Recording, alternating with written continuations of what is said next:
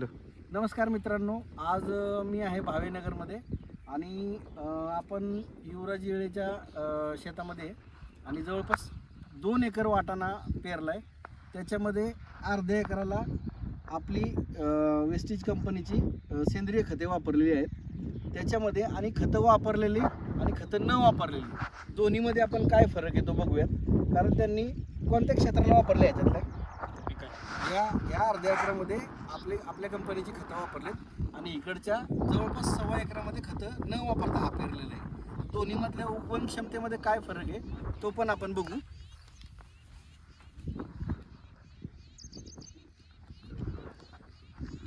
आपण बघू शकता की उगवण क्षमतेमध्ये एवढा मोठा फरक आहे की सहज जरी आपण बघितलं तरी आपल्याला दोन्ही क्षेत्रामधला फरक दिसेल की जे डाव्या बाजूला आहे त्याच्यामध्ये खतं वापरलेली आहेत आणि उजव्या बाजूच्या क्षेत्रामध्ये खतं न वापरता वाटाणा पेरलेलं आहे.